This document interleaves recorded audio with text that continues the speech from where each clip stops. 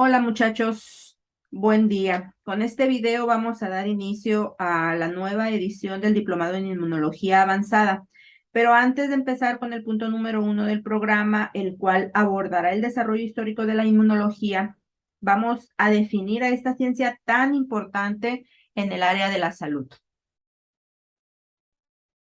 La inmunología es una ciencia cuyos inicios estuvieron estrechamente relacionados con los de la microbiología por razones obvias.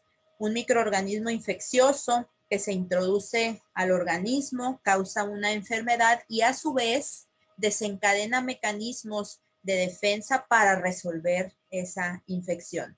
Sin embargo, en la actualidad, la inmunología es una ciencia autónoma. Es una ciencia sólida y madura, completamente independiente de la microbiología y de cualquier otra ciencia.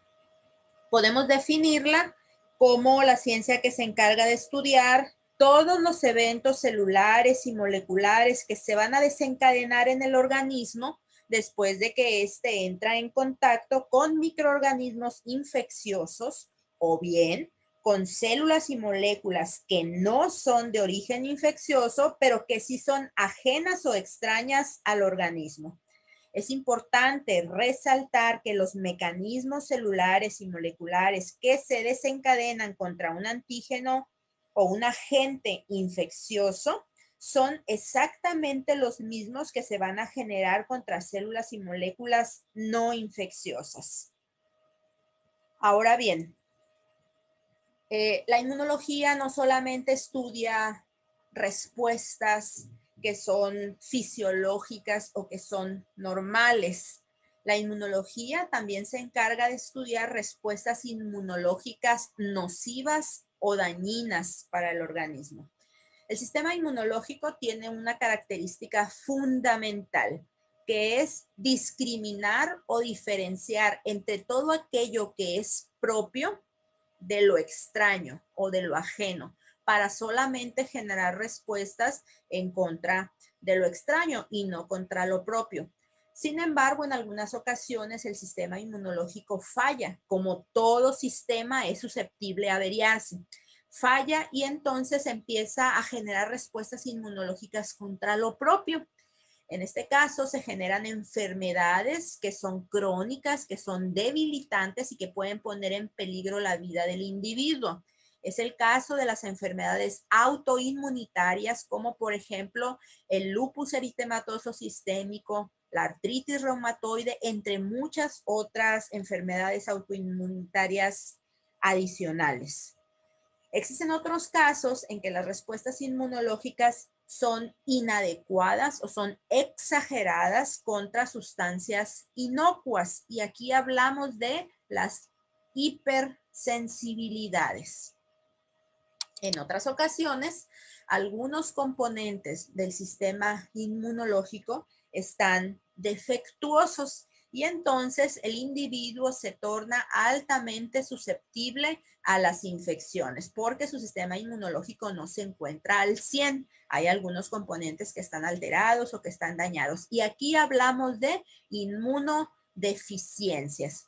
Entonces, hay una rama de la inmunología que es la inmunopatología, que se encarga de estudiar estos tres tipos de respuestas inmunológicas anormales o anómalas, como las enfermedades autoinmunitarias, las hipersensibilidades y las inmunodeficiencias.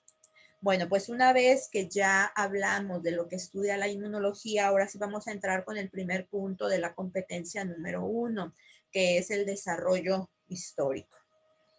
A lo largo de su historia, el hombre ha sido afectado en cuestiones de mortalidad por tres causas principales: la guerra, los fenómenos naturales, como por ejemplo terremotos, maremotos, huracanes, etcétera, y por las enfermedades infecciosas. Estas últimas, en forma de plagas, pestes o epidemias, han azotado y devastado comunidades enteras desde tiempos muy remotos.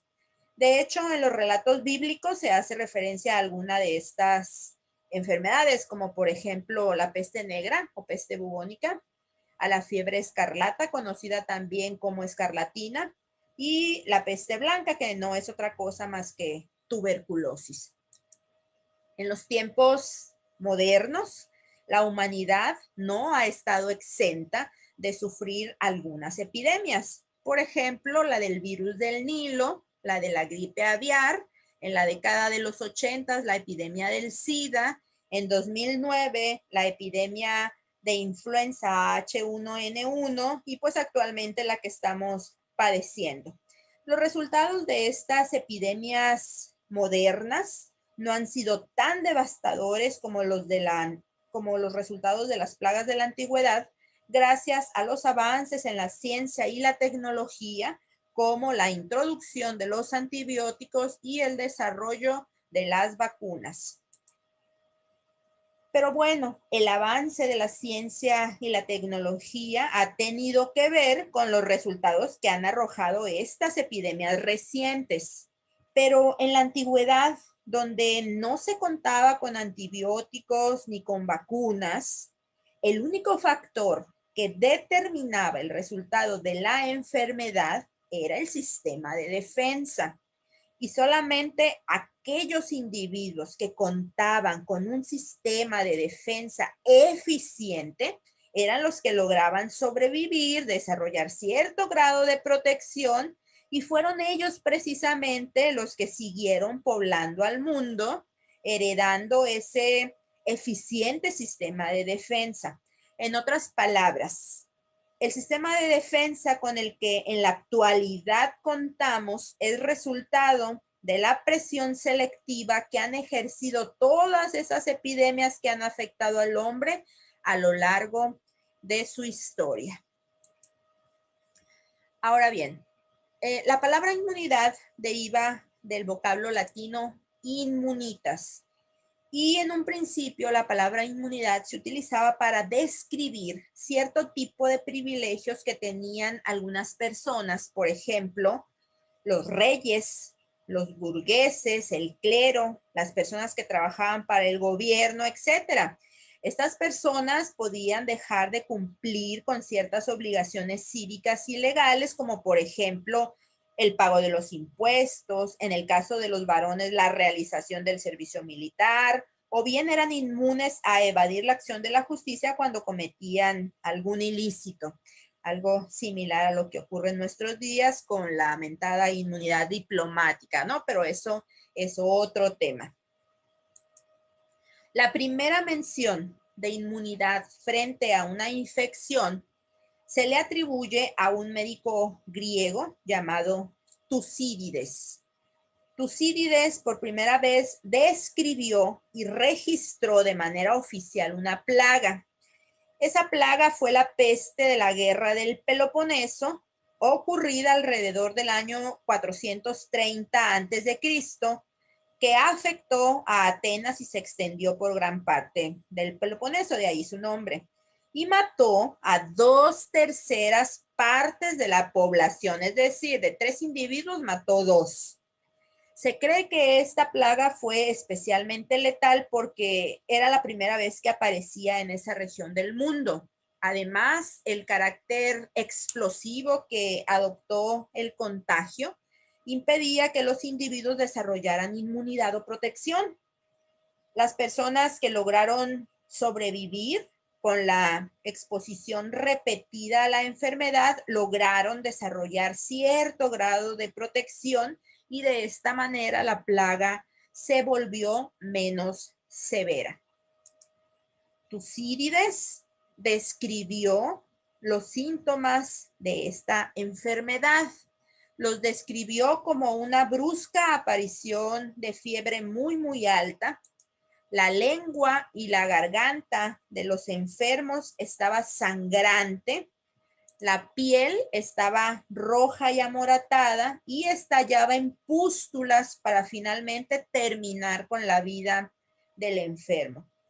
En esos mismos escritos donde Tucídides dejó plasmados los síntomas de esta enfermedad, también elogiaba la devoción con la que las personas que se habían recuperado de la enfermedad cuidaban a los enfermos sin ningún riesgo de volver a contraer dicha enfermedad.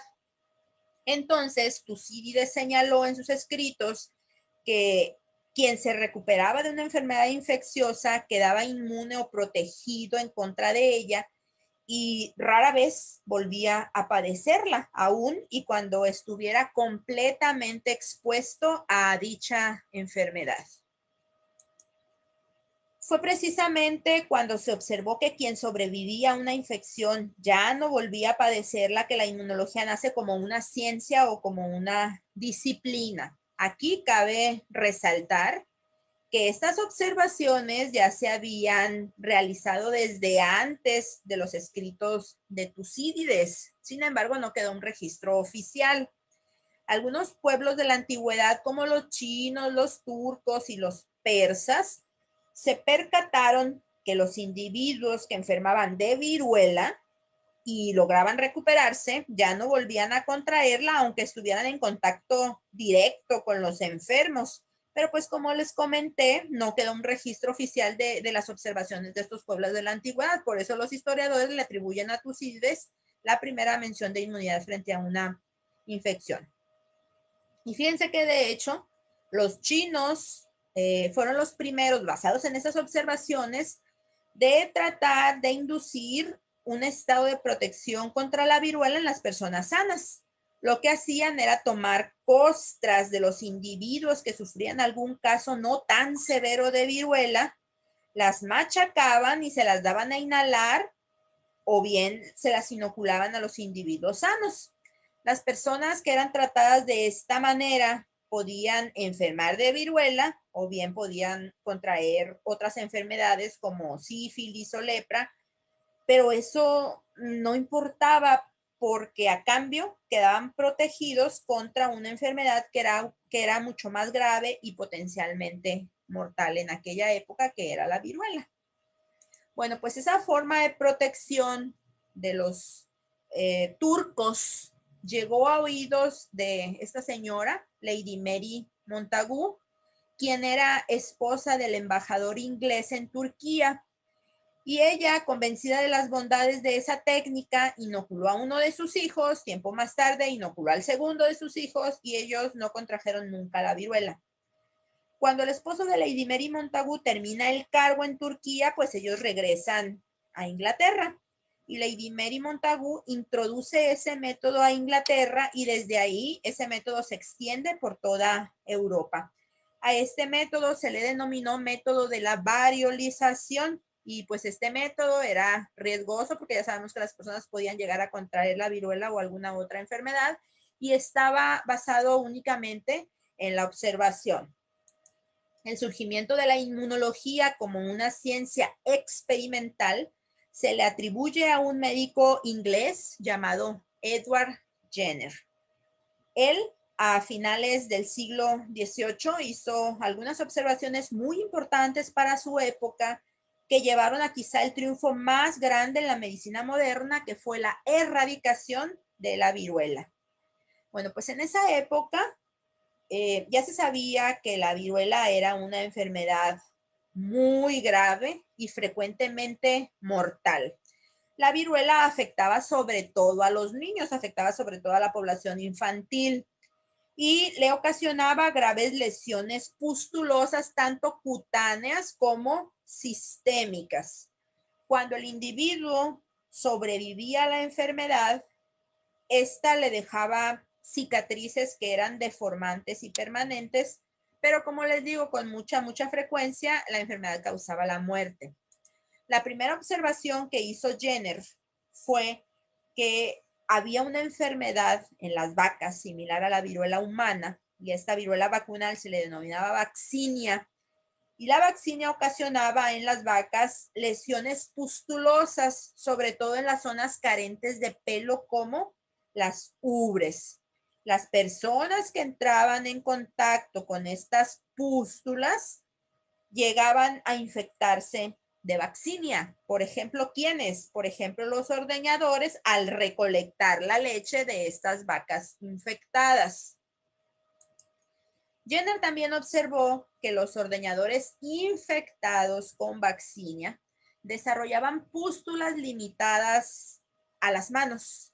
Estas pústulas sanaban rápida y espontáneamente, dejando cicatrices apenas perceptibles.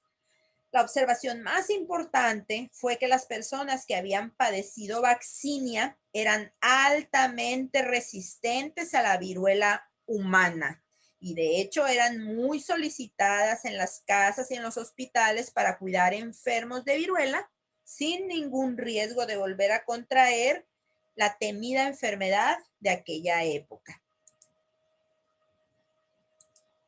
Con estos conocimientos, entre 1796 y 1798, Jenner inicia la inoculación de humanos utilizando material procedente de la vaccinia. Según la historia, el primer ser humano inoculado de esta manera fue un niño de 8 años llamado James Phipps. Este niño fue inoculado con el fluido procedente de las pústulas de una ordeñadora con vaccinia de nombre Sara Nelmes. Semanas después, el niño fue retado, pero ahora con material procedente de la viruela humana y fue completamente resistente. El método de Jenner había sido un éxito. Entonces, muy pronto, pero de manera gradual, los médicos de toda Europa adoptaron el método de Jenner y el número de casos disminuyó drásticamente. Pero como todo en la vida, pues no faltaron los detractores que aseguraban que este método sería un fracaso, que los riesgos superaban a los beneficios y llegaron a mencionar que las personas inoculadas con el material procedente de la vaccinia iban a desarrollar características propias de la especie bovina, tal como lo muestra esta caricatura del siglo XVIII. Nada más alejado de la realidad, pues el método de Jenner, que desplazó a la inoculación, que utilizaba material de la viruela humana, fue muy eficaz. No presentó complicaciones y se siguió utilizando por muchos años. De hecho, se necesitaron casi 200 años para que la vacunación contra la viruela fuera universal, hasta que en 1977 se presentó el último caso en Somalia, en África, y 3 años después, en 1980, la Organización Mundial de la Salud la declaró erradicada. Y bueno, a pesar de lo exitoso del método de Jenner, tuvieron que pasar casi 100 años para que fuera aplicado a otra enfermedad. Esto debido en gran parte al desconocimiento que se tenía en aquella época de los microorganismos infecciosos causantes de las diferentes enfermedades, porque cuando Jenner hizo su aportación, nada se sabía de esto. Fue hasta finales del siglo XIX que Koch demostró que las enfermedades eran producidas por microorganismos infecciosos. Entonces, conforme la microbiología floreció, la inmunología hizo lo propio. El primer abordaje plenamente científico en inmunología lo realizó un afamado científico francés, Louis Pasteur. Él, entre 1880 y 1885, encontró la manera de disminuir la virulencia de los microorganismos infecciosos, procedimiento conocido como atenuación, la cual ha sido la base de muchísimas vacunas. Pasteur es considerado padre de la inmunología gracias a las contribuciones tan importantes que realizó en este campo. Entre otras, desarrolló la vacuna contra el cólera de las aves, contra el anthrax y contra la rabia, empleando a los microorganismos causantes de estas enfermedades debilitados o atenuados de diferentes maneras para poder inducir una protección contra retos posteriores. Pasteur se encontraba buscando la manera de proteger a los animales de importancia económica como las aves o las reses de las enfermedades, cuando la casualidad combinada con su perspicaz observación lo llevó a su primer descubrimiento importante, que fue la atenuación de la bacteria causante del cólera de las aves y obviamente el consecuente desarrollo de la vacuna contra esta enfermedad. Pasteur cultivaba en medio líquido a la bacteria causante del cólera. Tomaba una alícuota de ese cultivo líquido de la bacteria, se lo inyectaba a las aves y pocas horas después estas aves se enfermaban y morían. Cuenta la historia que la primera casualidad viene cuando Pasteur y su equipo de trabajo salen de vacaciones, dejando un medio de cultivo con la bacteria olvidado. Al regresar al laboratorio, Pasteur se percata de este olvido y su curiosidad lo llevó a tomar una alícuota de ese medio de cultivo envejecido e inocularlo en unas aves y observar qué era lo que pasaba, y pues lo hizo y no pasó nada. Las aves no se enfermaron ni tampoco se murieron. Era posible pensar que la bacteria ya estaba muerta. ¿Por qué? Porque los nutrientes del medio que la bacteria necesita para estarse replicando y para poder sobrevivir, pues ya estaban agotados con el paso del tiempo. Pues bueno, la segunda casualidad que menciona la historia es que el abastecimiento de aves en el laboratorio de Pasteur pues era limitado, tenía poquitas aves. Así que cuando prepararon medio de cultivo nuevo con la bacteria virulenta, inocularon, entre otras aves, a esas mismas gallinas que habían recibido la bacteria del cultivo envejecido. Todas las aves, con excepción de esas que habían recibido el cultivo bacteriano envejecido, todas murieron, excepto esas. Entonces, con esto Pasteur demostró que inyectando una alícuota de un cultivo envejecido, es decir, inyectando a la bacteria causante del cólera debilitada o atenuada, era posible producir una versión disminuida de la enfermedad e inducir inmunidad o protección contra un reto posterior con la bacteria virulenta. Y para quienes dijeron que estos descubrimientos de Pasteur habían sido fortuitos, su respuesta: en el campo de la observación, la suerte o la fortuna favorece solamente a las mentes preparadas, y evidentemente la mente de Pasteur estaba más que preparada. Y como para que no quedara duda y callar más bocas, Pasteur extendió estos conocimientos a otras dos enfermedades y desarrolló las vacunas contra la rabia y contra el anthrax. Uno de los experimentos públicos más famosos de Pasteur fue la protección contra el anthrax, que fue realizado en una granja a las afueras de París frente a un jurado conformado por importantes personalidades científicas y del gobierno. En este caso, el bacilo causante del anthrax fue atenuado por calentamiento, es decir, la bacteria fue cultivada en lugar de a 37 grados centígrados a 42 grados centígrados. Entonces lo que hizo Pasteur fue formar dos grupos de animales conformados por ovejas, cabras y reses, y a uno de esos grupos le inyectó placebo. Al otro grupo, que era el grupo problema, le inyectó el bacilo cultivado a 42 grados, es decir, el bacilo debilitado o atenuado. Una vez que realizó la inoculación, dejó a los dos grupos de animales bajo resguardo, se retiró y a las semanas regresó con el bacilo cultivado a 37 grados centígrados, es decir, con el bacilo virulento.